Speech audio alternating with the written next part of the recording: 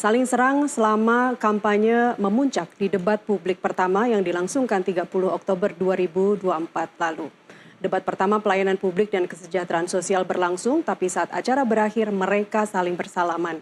Dan untuk membahasnya kami mengundang peneliti Drone Emprit Rizal Nova Mujahid. Mas Nova, terima kasih sudah bergabung. Banyak yang bilang debat berlangsung panas karena saling serang, tapi minim sekali dengan gagasan-gagasan. Apakah pendapat netizen sama dalam hal itu? Selamat malam, Titi. Kalau kita lihat debat di Sumatera Utara semalam memang kelihatan panas sekali ya. Saya kira dari debat-debat yang ada yang Sumatera Utara sangat panas. Dari mulai pertama dari penyampaian visi misi sampai lain. Bahkan ketika datang dengan ada lampu pocong itu sudah langsung membuat suasana menjadi langsung menghangat kayak gitu ya. Apa dari gimmick-gimmicknya dulu yang bikin panas sebenarnya ya? Iya, betul dari gimmick-gimmicknya, belum lagi sorakan-sorakannya yang memang sangat ramai sekali tadi malam itu. Nah, tapi kalau kita melihat apakah kehangatan di arena debat kemarin juga terefleksi di media sosial, kalau kita lihat perbincangan semalam itu datanya memang perbincangan di media sosial tentang Pak Bobi Nasution, Pak Surya, Pak Edi dan Pak Ramaya, Pak Edi dan Pak Hasan Basri itu kalau dibandingkan dengan pilkada-pilkada lainnya relatif kalau dari sisi volume tidak terlalu tinggi ya. Ini juga bisa dimaklumi karena di Sumatera Utara penggunaan media sosial mungkin tidak terlalu banyak juga jika dibandingkan Jakarta kayak gitu ya. Nah, dari situ meskipun volume perbincangan tidak terlalu tinggi, ada 4.725 mention selama debat jadi debatnya itu ketika pukul 20 kami ngambil datanya dari pukul 7 sampai pukul 12 malam, sejam setelah debat selesai, ada 4.725 mention. Ini kalau dibandingkan volumenya memang tidak terlalu tinggi. Tapi kalau kita melihat interaksinya, jadi interaksinya sangat menarik karena mencapai lebih dari 244 juta mention hanya dalam kurun waktu sekian jam saja. Jadi meskipun produksi narasinya sedikit, tetapi antusiasme publik terhadap narasi yang diangkat oleh netizen di media sosial itu juga terasa sangat ramai.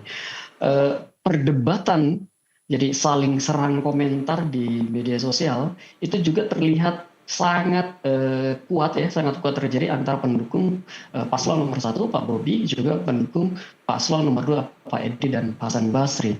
Itu kelihatan sekali kalau perdebatannya sangat tinggi. Memang Pak Bobi mendominasi interaksinya itu karena beberapa perbincangan yang sebenarnya kalau dilihat itu sudah dibawa bahkan sebelum debat. Jadi beberapa perbincangan terkait Pak Bobi itu di luar konteks debat seperti itu. Ini kita belum bicara tone positif atau negatifnya ya Mas dari total interaksi ini? Oke, lanjut. Ya, belum.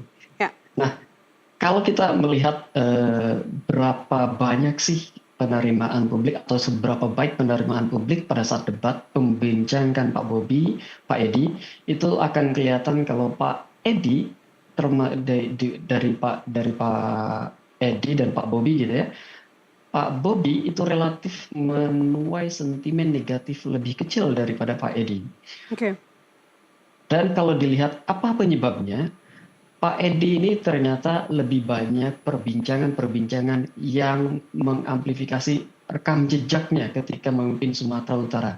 Jadi berbagai macam program yang belum berhasil, belum tercapai kayak gitu. Lalu ketika dia kan dari tentara gitu ya dan dikenal tegas, tapi banyak juga yang menyalahartikan ketegasan itu dengan suka marah-marah kayak gitu. Dia orang yang suka marah-marah itu juga masih dibincangkan oleh publik. Berbeda dengan Bobi, 9% perbincangannya bernada negatif, tetapi kalau kita lihat perbincangan negatifnya itu selain rekam jejaknya tentu saja juga tentang beberapa isu yang di luar kayak gitu ya, di luar debat juga, misalkan tentang Blok Medan itu tentang bisnis dia gitu ya, bisnis dia yang saat ini sedang ada di KPK. Nah, perbincangan publik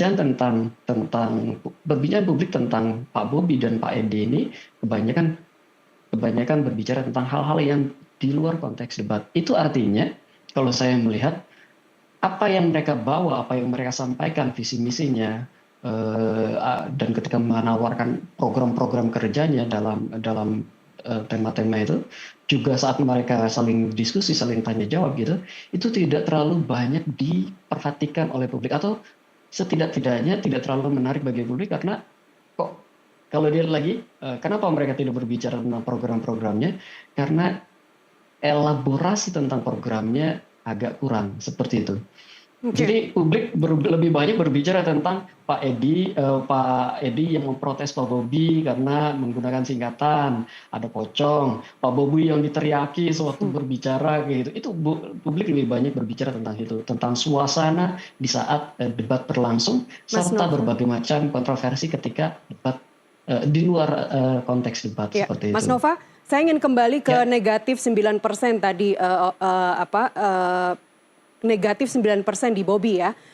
Itu berarti selama ini yang menyerang personal, yang tadi Anda sudah sebut terkait Blok Medan dan dugaan penggunaan trading of influence-nya sebagai mantu presiden, kemudian juga isu perselingkuhan pun itu tidak membawa pengaruh negatif yang lebih besar ya?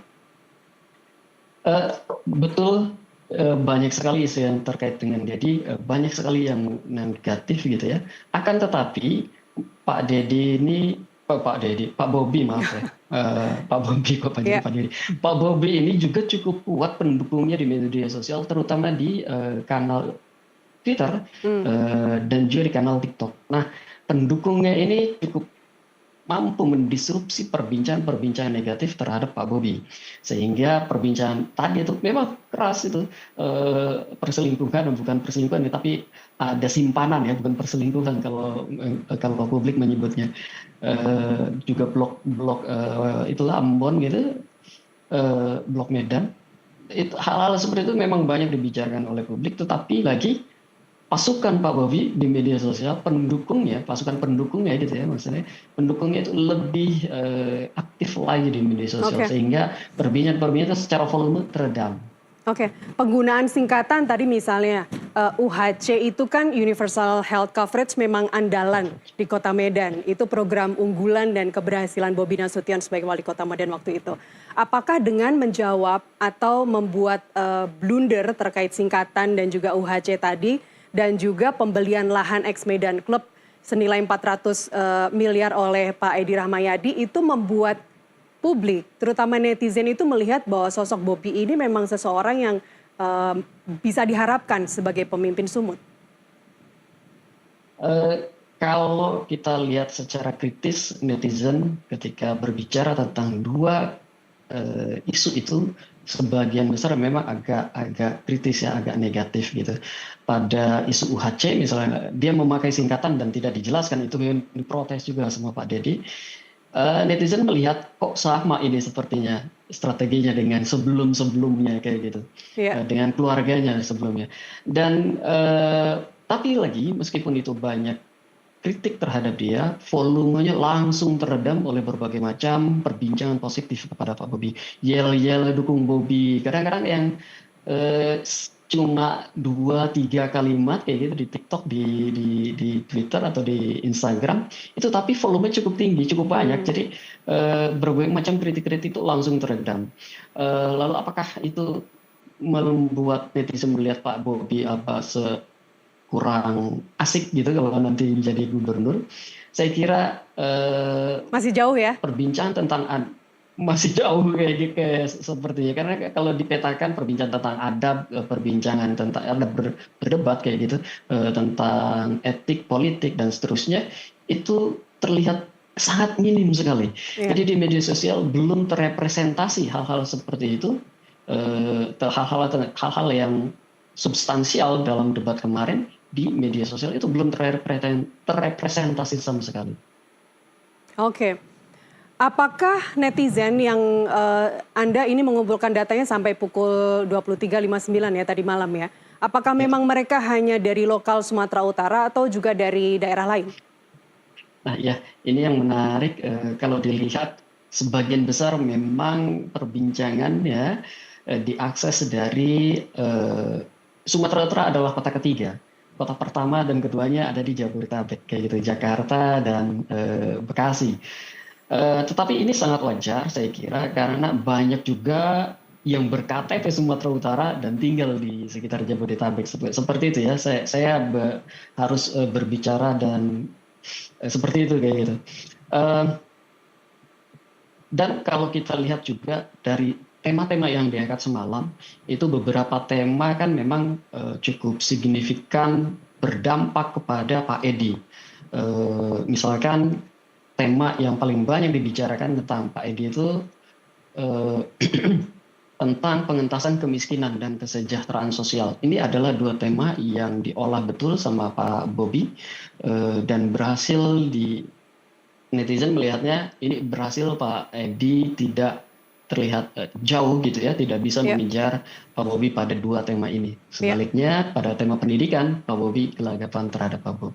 Dan itu adalah komentar-komentar yang ada di Jakarta. Tetapi saya kira masih tetap relate dengan apa yang terjadi di Sumatera Utara. Oke, bagaimana dengan perolehan dalam tanda kutip suara netizen kepada masing-masing calon wakil gubernur? Kita bahas nanti di segmen berikutnya, Mas Nova. Pemirsa, kami kembali usai jeda.